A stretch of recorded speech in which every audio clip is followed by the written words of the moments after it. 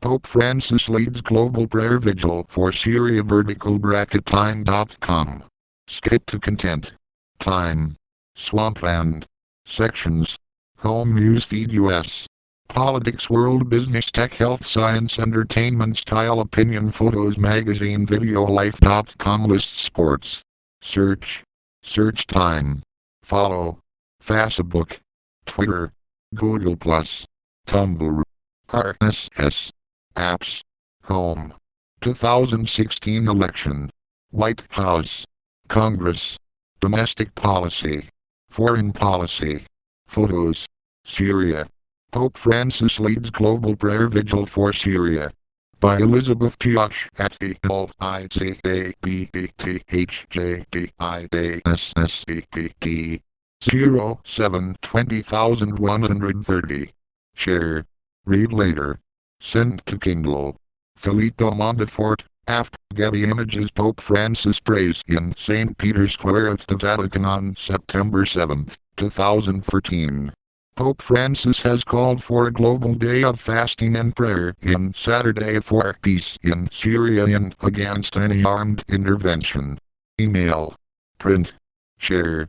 Facebook, Twitter, Tumblr, LinkedIn, stumble upon Reddit, Digmix, Delicious, Google+. Comment. Follow at TIMEPOLITICS. Pope Francis Euro trademark tea eating much Euro trademark as fasting and praying for Syria, and hundreds of thousands of Christians across the globe are joining him. Today, during a 5-hour evening prayer service for Syria in St. Peter's Square, Pope Francis challenged the tens of thousands gathered there to rethink approaches to conflict as the fighting in Syria escalates, and as the United States and France contemplate a military strike. How many conflicts, how many wars have mocked our history? He asked the faithful. Even today we raise our hand against our brother. We have perfected our weapons, our conscience has fallen asleep, and we have sharpened our ideas to justify ourselves. As if it were normal, we continue to sow destruction, pain, death. Violence and war lead only to death.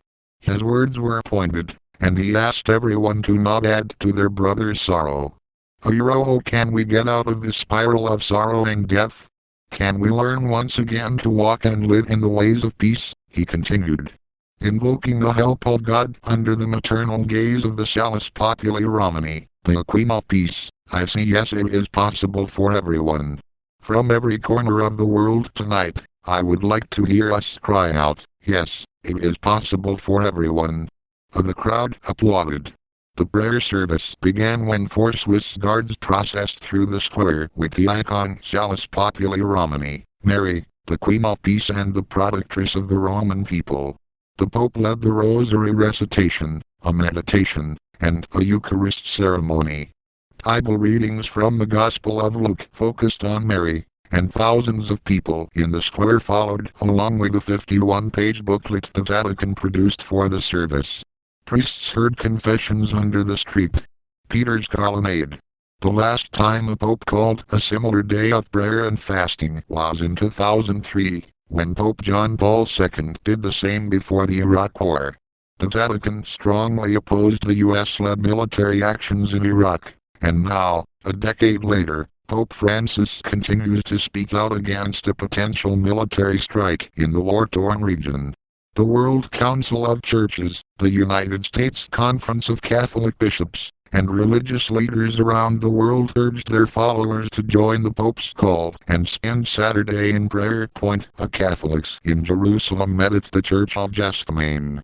In Monday they gathered at the Cathedral of the Holy Name. A giant peace flag was also raised in Assisi, Italy, the hometown of St. Francis, for whom Pope Francis is named.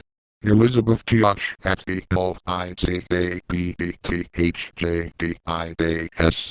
Elizabeth is a writer-reporter in Times Washington Bureau. Follow her on Twitter at ELICABETHJDIAS. 26 comments. Get lit a fire. Fact.